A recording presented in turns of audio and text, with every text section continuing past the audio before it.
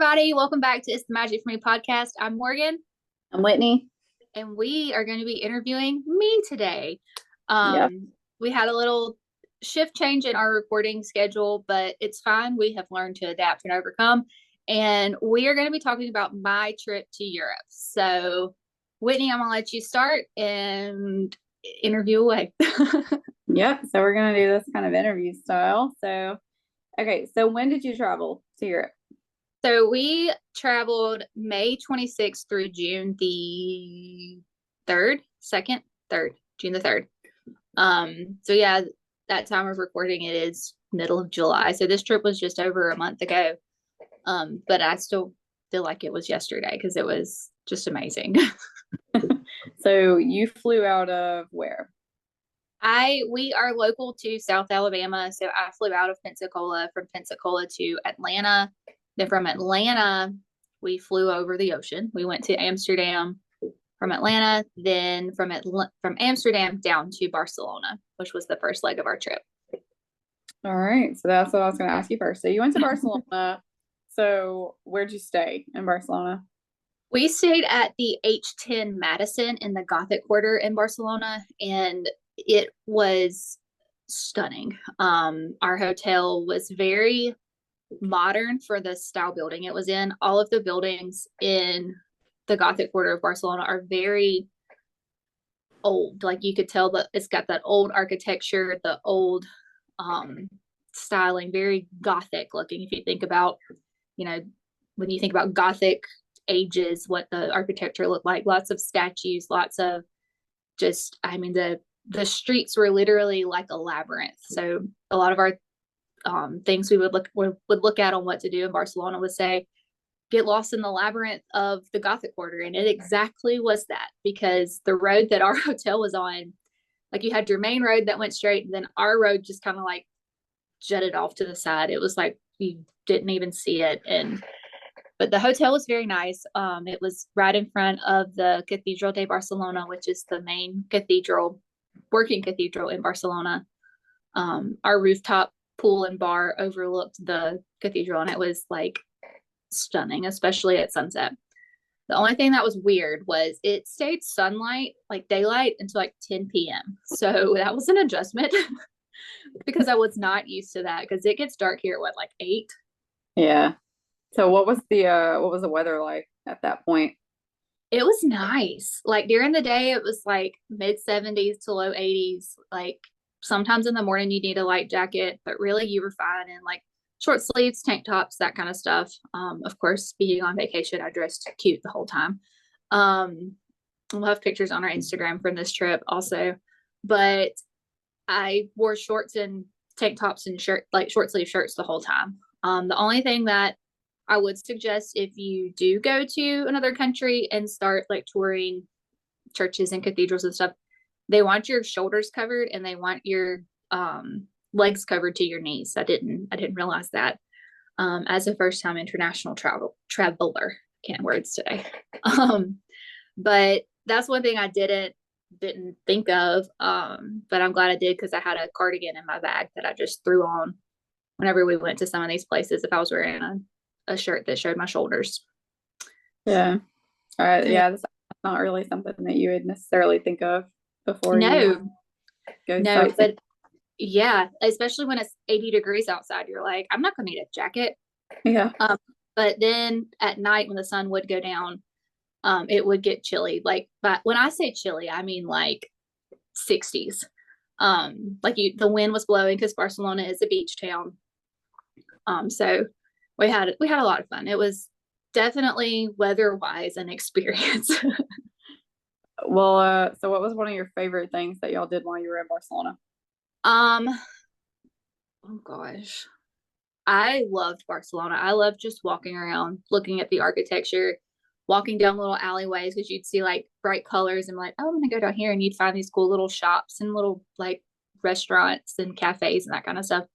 Um, I loved. We went to a paella restaurant. If you don't know what paella is, it is like it's rice. It's a rice rice kind of mixture. I can't explain it. It has different toppings on it. People keep calling me. I'm like on a telemarketer's go-to list this week. But we went to a paella restaurant that they fresh made your paella in front of you, and it was phenomenal. Some really good food. We went to, let me just give you a recap of our whole trip with the highlights. So we got there and it was like 5-ish in the afternoon when we got to our hotel. We dropped our bags. We kind of rested a little bit, but because the time difference was like 7 or 8 hours, we were like, you know what? We're just gonna push through, stay up till like 8:30 or 9, and then then go to bed and hopefully adjust to their time zone. So we went and ate at a place called El Nacional. It is like they have a tapas bar. The tapas are appetizers, if you didn't know. It's like what we ate the entire time we were in Barcelona. Then they have a gelato bar, 2 regular bars. One's a wine bar, one's a beer bar. Then they have a meat little restaurant and then a seafood restaurant. It was really interesting. Going in, and you could just walk up to the tapas bar area and just be seated and order unlimited tapas. And it was what we did twice because it was so good. But it was walking distance from our hotel. It took us like 10 minutes to walk there. So we did that our first night and then went to bed about 9-ish and then slept for like 13 hours because we were exhausted from traveling the whole day before. But thankfully our first full day there, we didn't really have any plans. So we kind of wandered the Gothic quarter. We walked over to Sagrada Familia, which is the basilica in Barcelona. It was started by Antoni Gaudi. And on this day, we didn't realize we were sitting at the back of Sagrada Familia.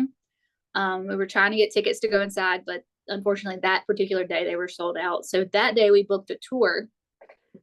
You can tell we didn't use a travel agent for this trip, even though 2 travel agents went on this trip.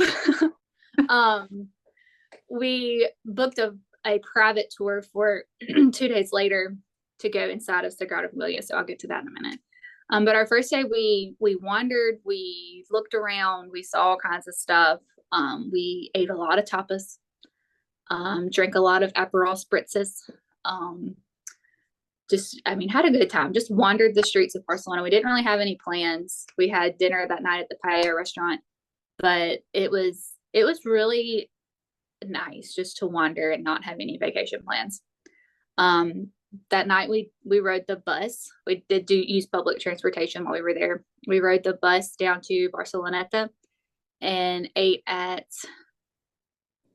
Mena 75, I think is the name of it. This is the paella restaurant, but we were there a little early for our reservation.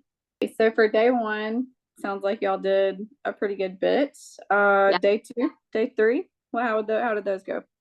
So day 2, we really just kind of woke up and were very leisure. Barcelona was the leisure part of our trip. Day 2, we got up and we took a train over to, back up. Day 2, we went and explored the Cathedral de Barcelona, which was right behind our hotel. It was really neat. If you've never gone in some of these Gothic times churches and cathedrals, they are amazing, especially the architecture used and everything. During the Spanish Civil War, actually, the Cathedral de Barcelona was on fire for 11 days. So seeing where they have restored it and everything was really neat. We did get to go on the roof of the cathedral and look out over the city and see down to the ocean. And it was just really neat. You could see cruise ships coming in and out of the port of Barcelona. So it was really neat. After that, we went on the train up to Sitges, down to Sitges, one way over to Sitges, which is a beach town just about an hour outside of Barcelona.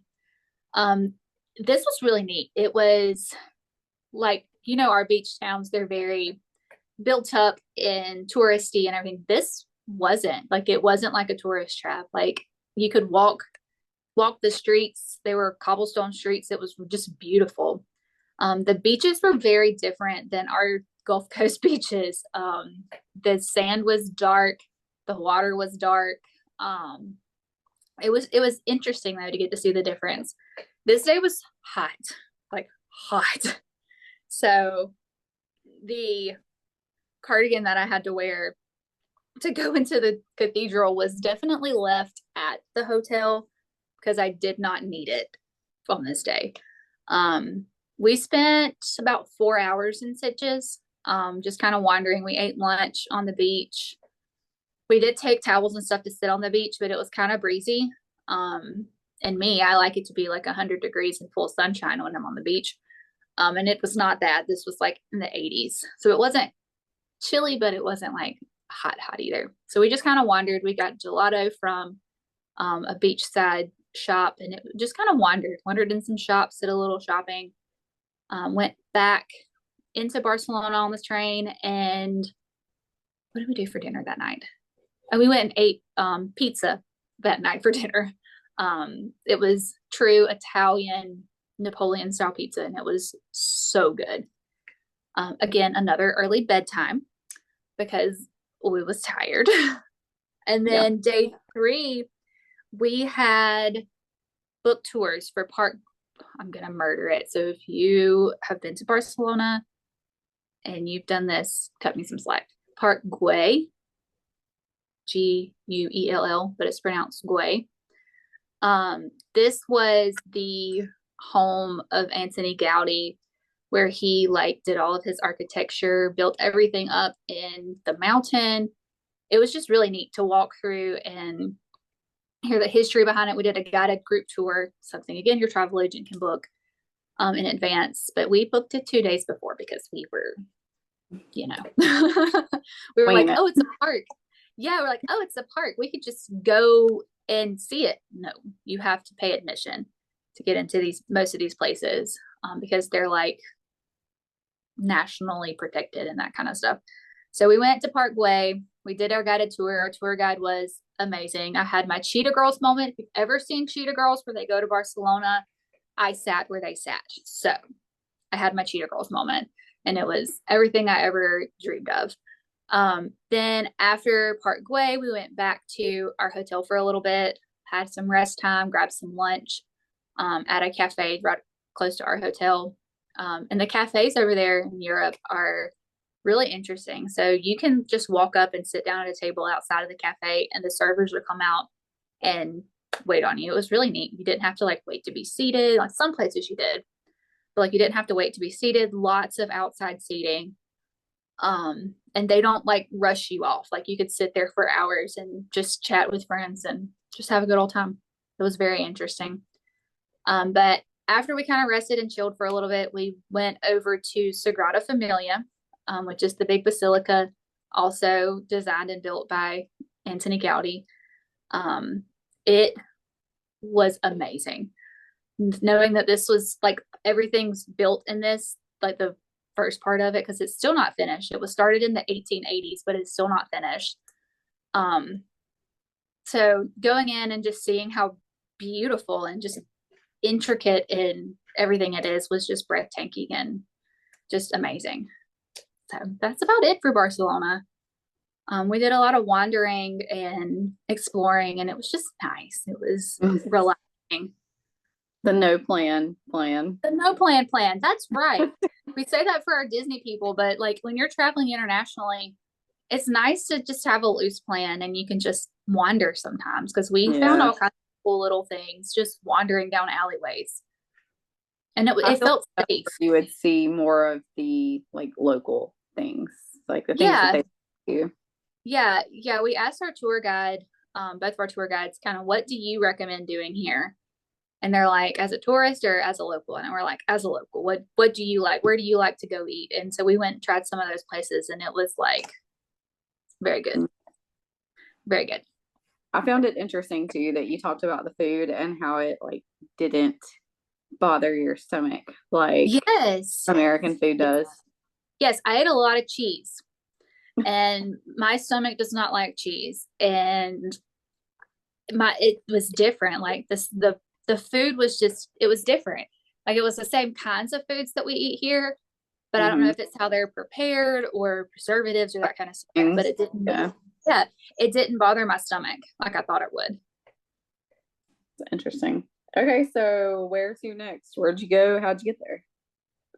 After we left Barcelona, we rode a train from Barcelona up to Paris. It was about a 6 hour train ride.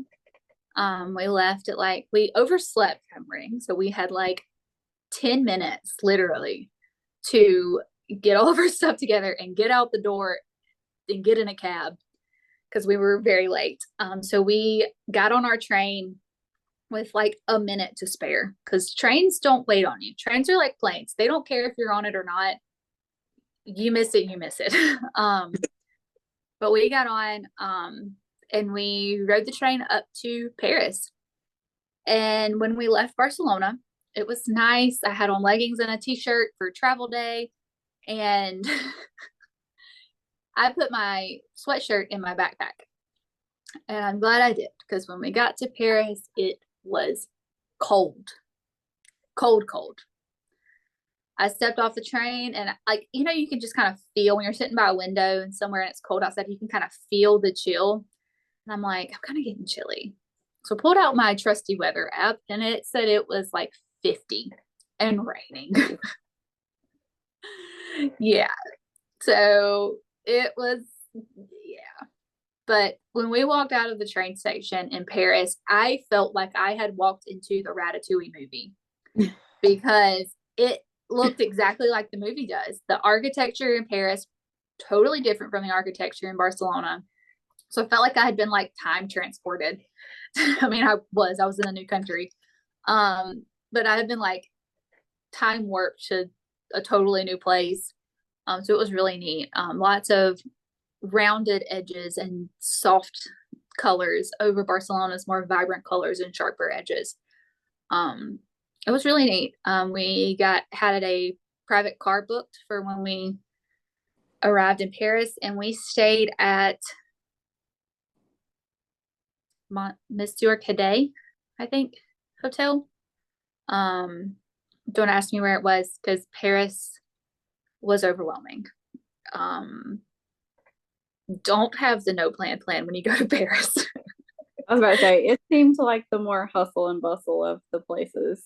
It really was. It really was. It was a lot.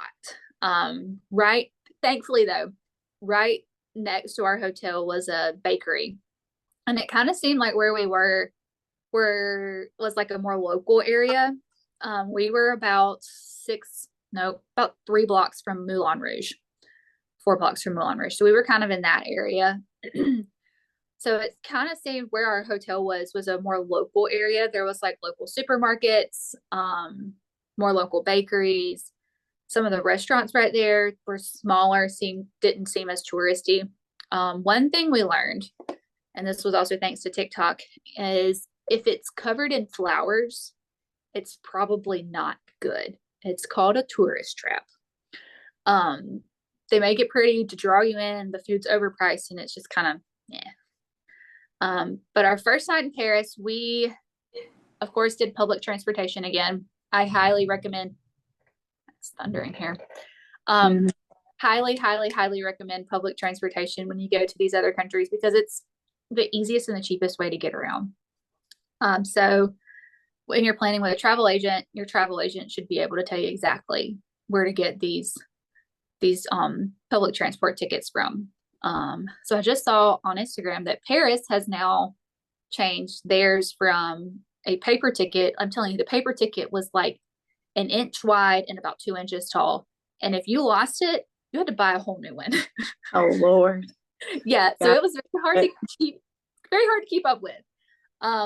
It's the machine spit the tickets out and we're like, this is it.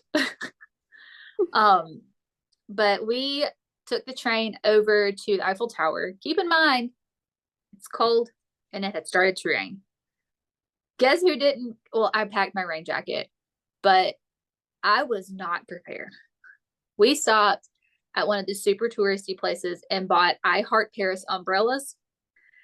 So we stuck out like a sore thumb with our umbrellas because everything in Paris is very neutral colored, very soft colors.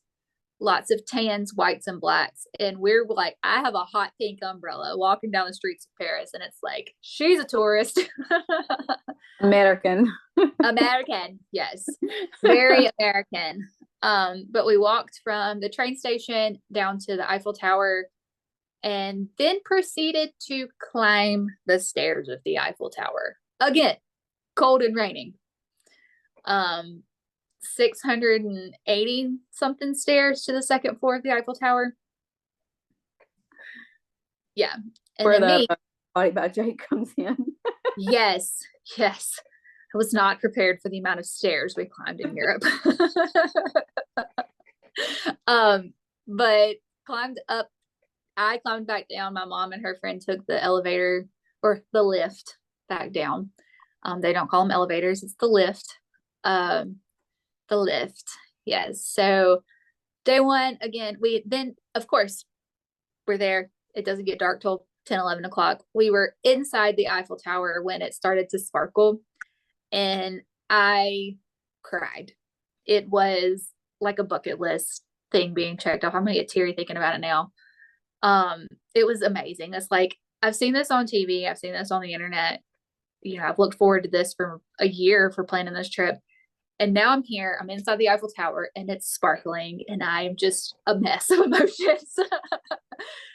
But we got out. It was like midnight at this point in time. Like, they call it the city. They don't call it the city of lights for no reason. It is always on in Paris.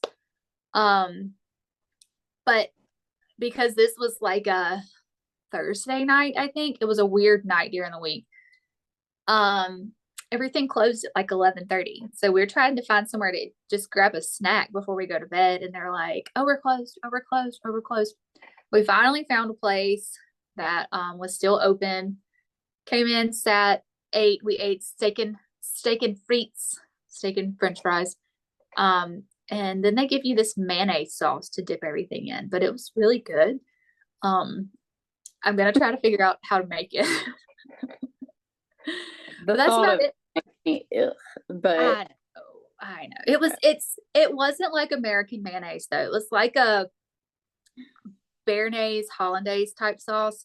So it wasn't, it was like mayonnaise based, but it wasn't like American mayonnaise. Yeah. It wasn't Hellman's. No, it wasn't Duke's. If you're Southern, you know Duke's. Day two, we went to the Louvre. That was really neat. The Mona Lisa is, hot take, the Mona Lisa is overrated. She's tiny on a big blue wall by herself, and you have to fight crowds of people to see her. It was cool to say, hey, yeah, I've seen the Mona Lisa in person, but it was like, yep, there she is. Let me keep going. But the Louvre was really neat to see, things you've seen in history books and heard about from history books. And I took an art class in college, and my teacher was like, my lifelong dreams to go to the Louvre. And I was like, we've talked about this. I've learned about this in school. So it was really neat to do that. And then we got true French macarons. They were delicious. Then what did we do? Oh, we went over a place that is very touristy, but so good. It's called Pink Mama. Again, right over close to Moulin Rouge, and had lunch. It was pizza. And you think, oh, it's just pizza place. No, this is the best pizza I have ever had in my entire life. So good. The drinks were great, and it wasn't like super crazy priced either. So we found it on TikTok actually.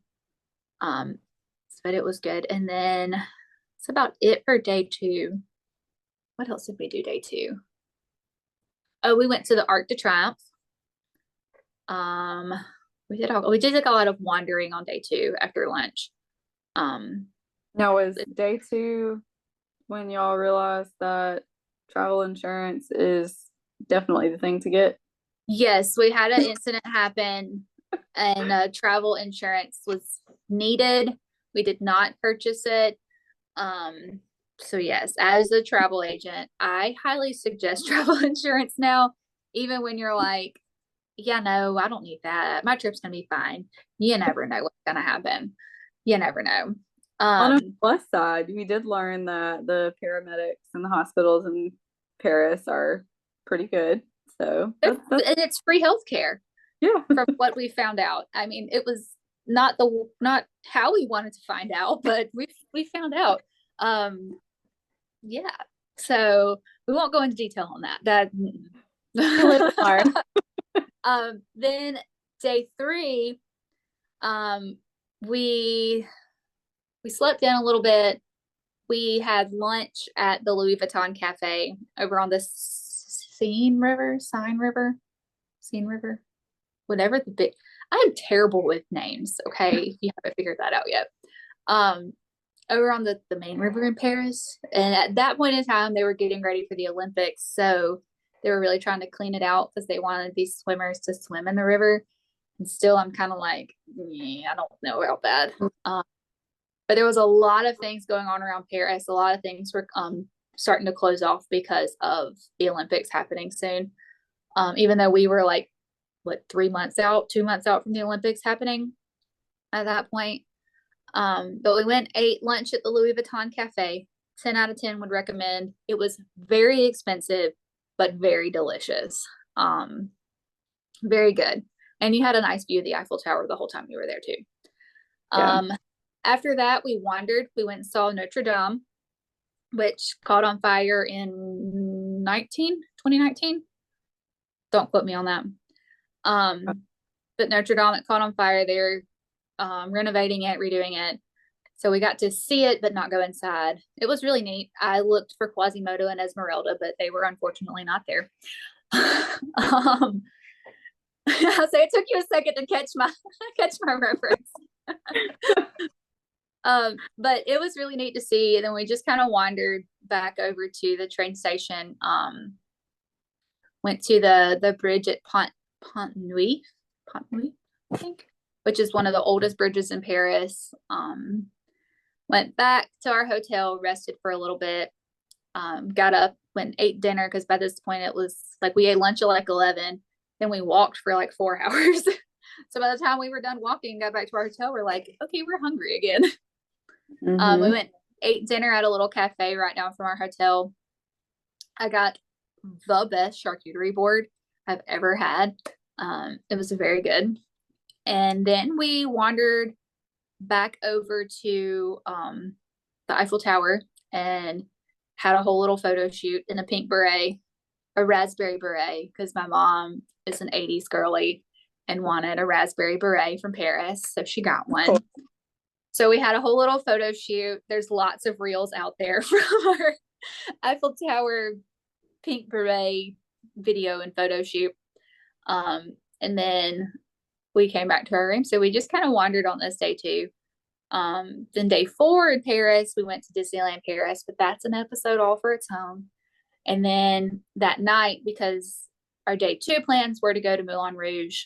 So at the night of night 4, after we had already walked 12 miles around Disneyland Paris, we went to Moulin Rouge, which was an experience. If you've never been, I do suggest going.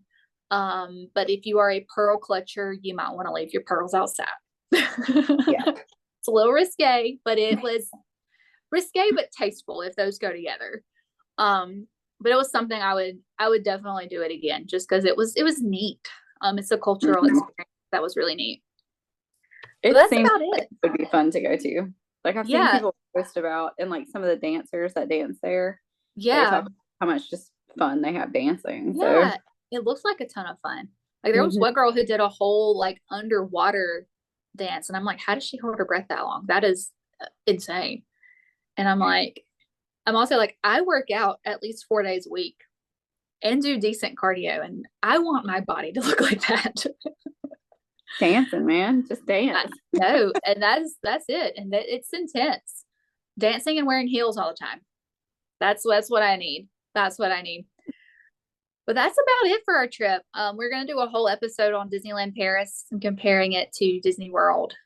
So yeah, then I flew back home from Paris. If you had to do something different, what would you do different? I would have. Barcelona. Let's start with Barcelona. In Barcelona, I would have started.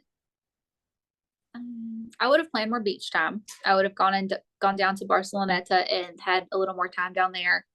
I would have pre-planned our tours, so we had those in advance. I would not do Parkway and Sagrada Familia in the same day. I would have separated those. It wasn't bad, but it was a lot of walking. It was a lot of fun, but I would have separated those into two tours for 2 days. I would have done like the whole Gaudi experience because we missed 2 things that he had done. So I would have booked all of that in advance. Otherwise, I think Barcelona was great. It's a great place to go if you want a leisure vacation. Paris, I'd have done a lot different. And I think we all, when we got back, we're like, I kind of think I would have done a few things differently. We would have done a little more research on their transportation system and how their public transit works and restaurants and different things, because we had a few places we wanted to go, but it was like, oh well, it's difficult to get there from here. It would take us like forever to get there from here. So we kind of missed out on a few things. So I would probably make a more structured itinerary for Paris if I did it again. But it was fun just to be able to wander and all that kind of stuff. I would go to the Eiffel Tower because it's cool just to see the Eiffel Tower up close, but there's lots of side streets and stuff that you can get a lot better pictures of the Eiffel Tower from. And beware of all the people trying to sell you stuff. Oh my gosh, that's one thing I forgot about. Outside of these major monuments and the Eiffel Tower, these people will have like blankets with just little trinkets set out, and they're like trying to get you to buy all this stuff. And you're like, please leave me alone. And pickpockets. Beware of pickpockets if you travel to Europe also. Thankfully, we made it out unscathed, but definitely watch out for pickpockets. Cool. So, you going to go back? Absolutely. I would love to. Like, I'd go back today if I could. I mean, I loved it. I would definitely do it again. I am currently helping somebody plan an Italy trip. 2 people plan an Italy trip.